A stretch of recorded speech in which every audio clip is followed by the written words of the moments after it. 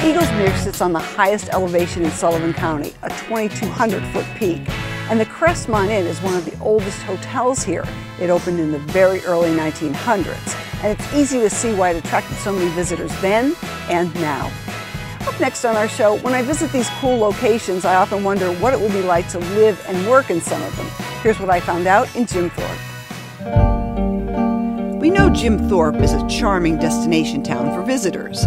But how do those visitors become not only residents, but also business owners? Seems lifelong restaurateur Tony Stellas was struck by Cupid's arrow. Fell in love with the town, found out it was top 10 in the country for small town tourism, and it's evident where you have 5,000 people that check in the town every Friday from Jersey, Philly, New York. They stay the weekend, there's hiking, biking, whitewater rafting, etc. Naturally, with so much appeal, the town is home to many eateries, but none quite like the five-star Tony Stellas Encore. We do something that nobody else does. Not too many people in the restaurant business do. I'll feature 4 appetizers and 6 or 7 entrees every night. We feature to make people understand the ingredients, and 90% of our orders come from the features. Tony credits his chef and staff with creating the engaging atmosphere where even hearing the entree selections makes your mouth water. But there's more. It's a combination of great food with great service. It's a total package. Here at Tony Stellas Encore, we provide the utmost service with the most phenomenal food. And if people do become regulars, which we do have a lot of locals, and we find out what they like, their drink is on the table 2 minutes before they arrive, before their reservation. That's taking it to another level. Even the building that houses Tony Stellas Encore is unique, originally owned by a Civil War general, who might be surprised to learn today that one of the upper levels is now an absinthe bar. The restaurant features entertainment nightly that starts at the keyboard of an 1886 grand piano. It's open Wednesday to Sunday for all things delectable. This place will leave you clamoring for an additional performance. Tony Stellas Encore.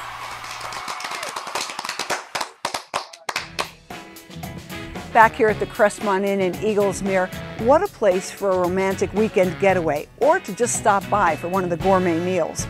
Up next on our show, we're taking a step back in time when we visit the Pennsylvania Trolley Museum outside of Pittsburgh, and we'll get to see the streetcar named Desire.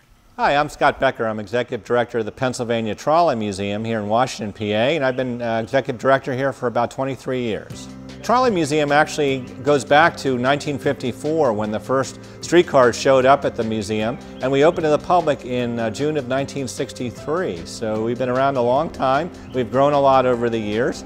And the word trolley is something that comes from the little wheel that's at the edge of the pole you can see up on the wire there. The wheel trolls along the trolley wire, and that's where the electricity comes from that powers the car. Our mission is to preserve and interpret the trolley era, which was a time roughly began around 1890 when electricity was starting to be used to power transit vehicles and light homes. And the trolley era was really a dynamic time in our country's history. It was a time where our cities grew, our suburbs came into being, and people got to move around a lot more easily than they had in the past. When the museum got started in 1954, we only had 3 trolleys and about a half-mile of track. We've grown to over 2 miles of running track plus 50 historic electric railway vehicles. They come from all over. Obviously, we have a lot from Pittsburgh, Philadelphia, Johnstown. We also have trolleys from West Virginia and from Ohio. We even have the original streetcar named Desire from New Orleans, our most famous car. And we have right behind me here a beautiful open trolley from 1911 that ran in Rio de Janeiro, Brazil. Well, we have 2 kinds of visitors. We have visitors that remember the trolley era, they're a little older, and it brings back a lot of nostalgia for them. And then we have a lot of visitors that didn't grow up with the streetcar, so this is a whole new experience for them. The feedback we get is very positive. Our volunteers are very enthusiastic. All our visitors get a guided tour, so they really have a good interaction with the museum. One of the nice things about our museum is we appeal to a lot of different people from all walks of life. The biggest segment comes from greater Pittsburgh, but we also have visitors from West Virginia and Ohio, and literally from countries all around the world. Especially in the summertime, it's not uncommon to have visitors from England, from Germany, Japan. We've even been on Japanese television. What makes the Pennsylvania Trolley Museum so unique is that we are a living history museum. Most people think of museums as objects on the wall and display cases, what have you. We actually have full-size streetcars like this that you actually get to ride on. And you get a three-dimensional experience. The car shakes as it goes down the track, you hear the sounds of the car. We actually show you a lot of streetcars. So it's really an immersive experience that we have here. This is our most famous streetcar. This is the streetcar named Desire, and we call it that because it ran in New Orleans. It actually was used on the Desire streetcar line.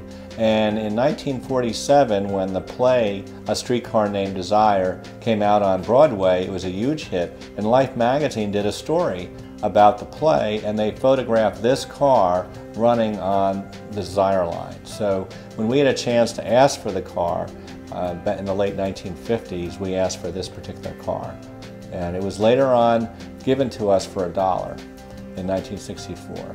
We have almost 700 members from all over the country and even a few overseas, and they get our quarterly newsletter called Trolley Fair, which is very informative. It has a lot of information about what's going on at the museum and historical articles. Also, they get free admission on regular days to the museum, and they can volunteer. They can operate a trolley as a volunteer and that kind of thing. So there's quite a few benefits. There's a wide range of response back from, gee, I remember going to Westview or Kennywood on the trolley, or we went downtown shopping on the trolley, or there was a lady here last spring who said she went to the prom on the trolley.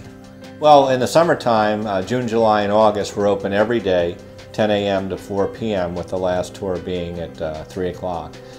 In the spring and fall, we're open on Saturdays and Sundays, 10 to 4, and then we do have some special days when we have special events, and we do open for groups of 20 or more on different days as well with advanced reservation.